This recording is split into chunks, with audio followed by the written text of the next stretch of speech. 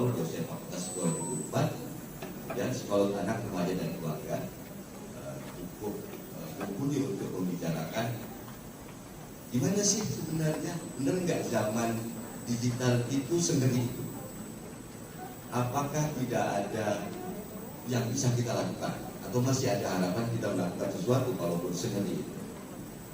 Karena ini para pejabat hari-hari ini selalu ngomongin itu, Bu Fitri, industri 4.0, industri 4.0, dan tetapi biasanya mereka nggak ngejelasin juga tuh apa sih itu, kemudian apa tantangannya, apa masalahnya, dan apa yang mungkin kita bisa lakukan.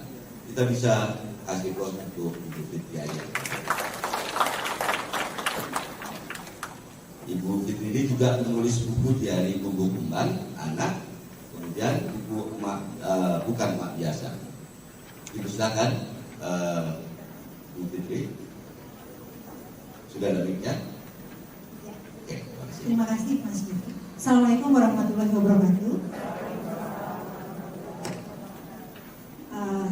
Kehormatan bagi saya untuk hadir di acara ini bersama ibu-ibu dan para pembicara, Mbak Putri, Mbak Rizky, dan Ibu Maria di dalam sini.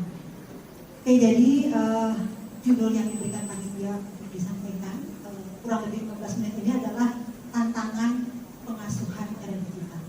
Tapi saya menambahkan satu kata lagi, yaitu tantangan dan solusi. Jadi mudah-mudahan keluar dari ruangan ini kita tidak hanya mengetahui apa saja tantangannya, tapi yang terlebih penting lagi adalah kita jadi berdaya untuk punya solusi terhadap tantangan tersebut. Gitu ya. Itu saya pikir adalah tema utama yang diusung oleh seminar ini. Di sini tadi Mas Beki sudah mengenalkan saya sebagai dosen psikologi Unpad, akademisi. Saya juga sebagai praktisi psikolog, dan juga saya sebagai ibu dari anak usia SD, SMP, dan SMA, begitu ya. Jadi lengkap begitu pengalamannya, dan itu yang akan saya bagikan pada ibu-ibu dan bapak-bapak hari ini. Saya akan menjelaskan tentang fenomenanya, tantangan yang kita hadapi, lalu kemudian dampaknya pada pengasuhan, dan juga saya akan memberi porsi yang lebih banyak nanti pada solusinya, begitu ya. Bagaimana kita bisa menghadapi, dan lebih penting lagi bukan hanya menghadapi, tapi memanfaatkan era digital ini. Nah, saya ingin cerita tentang kondisi saat ini. Saya lahir tahun 1979 di sini. Pada saat itu belum ada internet. Ibu-ibu yang lahir lebih jauh lagi pasti lebih tidak ada internet lagi, begitu ya. Kemudian anak saya yang pertama lahir di tahun 2003. Tentu ini sudah ada internet, sudah ada Google. Anak saya yang kedua lahir di tahun 2006, sudah ada YouTube. Anak saya yang terakhir lahir di 2012, sudah ada Instagram. Artinya kondisi pada saat kita lahir dan hidup itu akan berpengaruh terhadap dunia psikologis kita, gitu ya. Jadi dunia psikologis kita, sebagai saya sebagai ibu yang lahir di tahun 1979 dan tidak ada internet, tidak ada Instagram, tidak ada Facebook, itu akan beda dengan dunia anak saya tahun 2012 yang begitu brojol, udah ada Instagram, udah ada Facebook, begitu brojol dia sudah tampil di Instagram ibu, begitu ya. Jadi kita melihat bahwa di sini dunia kita adalah berbeda. Lalu saya juga ingin menunjukkan bahwa tampaknya sekarang kita tidak bisa lepas dari internet, gitu ya. Karena kalau kita lihat di sini kita tinggal di Jawa, di Bandung, di ibu kota Jawa, yang penetrasi internet itu paling tinggi dibandingkan dengan daerah-daerah lain di Indonesia. Gitu. Lalu kalau melihat siapa saja yang menggunakan internet, ini adalah data dari tahun 2016. Saya yakin kalau survei ini dilakukan saat ini mungkin akan ada pertambahan jumlah, dan juga kalau di sini kriteria usianya ini mulai dari 10-24, sekarang di bawah 10 juga sudah ada. Kenapa? Karena minggu lalu anak saya yang kelas 2 SD makanya minta dibeliin HP, karena teman-teman sudah punya HP sendiri, gitu ya. Jadi kelas 2 SD begitu. Jadi mungkin penggunaan smartphone itu sudah mulai di usia SD. Nah, lalu ini adalah apa saja yang digunakan oleh rakyat Indonesia dalam berinternet.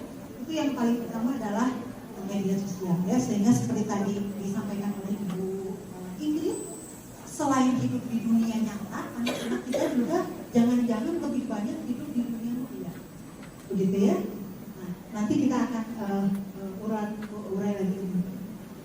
Kalau tadi adalah penelitian di Indonesia, ini adalah penelitian rekan saya, Mbak Eka Rianti, hadir di sini hari ini juga. Ini adalah beliau meneliti pada 5.000 sekian siswa SMP di Bandung, dan teknik sampingnya menggunakan teknik samping yang probability, sehingga hasil ini bisa diimplementasikan menggambarkan keseluruhan remaja SMP di Bandung. Jadi kita lihat hampir 90% ya anak-anak SMP kita sudah punya smartphone sendiri. Lalu kemudian penggunaannya 3-4 jam sehari. Jadi kalau biasanya mereka rata-rata di sekolah, terutama SMP swasta itu tidak memperbolehkan menggunakan HP, berarti 3-4 jam ini adalah pulang sekolah, gitu ya. Lalu kemudian ini adalah aktivitas di smartphone di ranking pertama. Ranking pertama ini adalah chatting, mencari informasi, dan games. Ya, jadi kalau dulu zaman saya, kalau istilahnya mau main bareng itu artinya berkunjung ke temannya lalu main bersama. Nah, kalau sekarang main bareng itu adalah main game online, gitu ya. Jadi sudah ada perubahan. Lalu saya melengkapi data juga dari rekan saya yang lain, Ibu Rosida Hidwan. Beliau melakukan penelitiannya di mahasiswa di Kota Bandung. Sama juga ya, bahwa penggunaannya 90% adalah di sosial media. Jadi kalau misalnya kita bicara tentang dunia digital, mungkin bisa lebih kita spesifikkan smartphone dan lebih spesifikkan lagi sosial media. Nah, itu adalah gambaran bahwa internet sudah seperti nafas bagi hidup kita ya. Dan tidak hanya demikian, ada juga tuntutan. Jadi karena beberapa tahun yang lalu saya masih mendengar orang tua yang bilang anak SMP saya nggak saya kasih HP, gitu ya, biar saya bisa pegang dia. Sekarang nampaknya tidak mungkin karena sekolah juga banyak menggunakan gadget atau smartphone atau dunia digital ini untuk tugas-tugas sekolah. Ini adalah contoh yang saya ambil dari story guru anak saya. Ya, beliau adalah salah satu guru yang menggunakan gadget untuk tugas-tugas anak-anaknya. Jadi waktu itu saya melihat kok anak saya terus banget sampai berjam-jam, terus dia bilang, "Ya Bu, ini ada tugas untuk membuat paragraf deskripsi. Yang paragrafnya paling bagus nanti akan diunggah di story-nya Bunda." Bunda itu guru. Oh, saya juga jadi tahu bahwa ternyata itu rewarding banget ya, hadiah banget gitu buat anak dan mama, bahwa kalau dia bagus maka akan ditampilkan di story guru. Itu sesuatu hal yang mungkin tak pikiran oleh kita pada zaman kita. Jadi ini adalah contoh-contohnya gagasan mereka tentang paragraf. Nah, di sini karena kita sedang membicarakan tentang keluarga, maka saya ingin memfokuskan dampak terhadap pendidikan pada keluarga. Kita pasti sudah sering melihat meme-meme seperti ini ya Bu ya. Gambar seperti ini sudah sering kita lihat di share-sharean WA group, misalnya dan sebagainya. Nah, saya ingin menampilkan ini karena dulu kalau melihat gambar ini saya suka ketawa aja. Tapi kalau sekarang si ketawa itu menjadi hal yang tragis karena itu terjadi nyata. Baik pada orang-orang yang saya lihat dan kadang-kadang pada keluarga saya sendiri. Jadi kalau saya sering banget ya melihat gambar ini karena dia nempel di kepala, dia ingetin bahwa itu jangan sampai terjadi pada kita dan orang-orang. Jadi kalau misalnya saya makan di luar itu sudah sering banget kita melihat kayak gini. Ya, dan ini adalah suatu hal yang menyedihkan sih kalau menurut saya ya. Nah, banyak orang yang lebih berfokus pada ini tapi tidak melihat bahwa sebenarnya digital juga bisa menjadi perokat dalam hubungan. Ya, kita bisa banyak sekali mendapatkan menggunakan digital ini sebagai pelan untuk relasi dan hubungan. Jadi kalau saya simpulkan, dampak era digital dalam relasi kehidupan keluarga itu adalah pengetahuan dan keterampilan masing-masing anggota keluarga itu. Misalnya yang paling sederhana ibu-ibu, kalau dulu kita cuma masak gitu-gitu doang, ya. Kalau mau beli cari menu yang beragam harus ke Gramedia, beli buku menu dan sebagainya. Kalau sekarang tinggal follow Estimate Indonesia di Instagram, maka kita akan bisa masak macam-macam buat keluarga.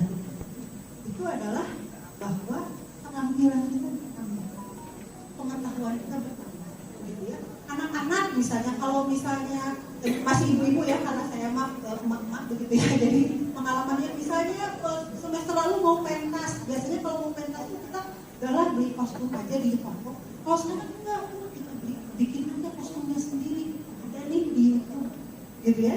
Jadi pengetahuan kita sangat bertambah. Bapak-bapak juga misalnya tentang hobinya, anak-anak juga sudah jelas, mereka punya pengetahuan yang bertambah. Hanya masalahnya adalah pengetahuan ini dibagi enggak dengan masing-masing anggota keluarga. Karena kalau tidak dibagi, maka kita berempat, berlima, berenam di dalam rumah hidup bersama, tapi dalam gelembungnya masing-masing. Itu yang membuat jarak antara orang tua dan anak, adik dan kakak, suami istri jadi jauh. Karena meskipun sama-sama di satu ruangan, apa yang ada di isi kepalanya itu beda-beda. Begitu ya. Itu yang harus kita renungi, jangan sampai terjadi pada keluarga kita. Jadi kalau pengalaman saya dengan kebetulan tahun-tahun ini banyak sekali kasus-kasus relasi anak dengan orang tua, dan masalah gadget ini menjadi salah satu faktor yang membuat relasinya itu semakin menjauh, ya. Jadi kadang-kadang kalau saya dengar dari anak-anak remaja, terutama remaja ya, SMP, SMA, kenapa sih kok lebih memilih gadget, nggak mau ngobrol sama orang tua, tutup pintu, orang tua ngedeketin nggak mau? Karena seringkali gadget itu sudah menggantikan fungsi keluarga.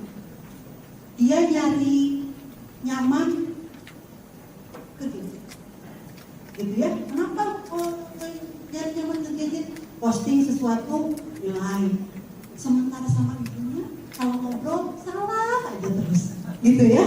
Jadi kenyamanan itu tidak dia dapatkan dari relasi keluarga, tetapi dari gadget, ya.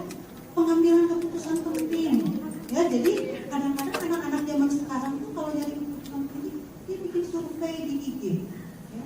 Aku melanjutin ke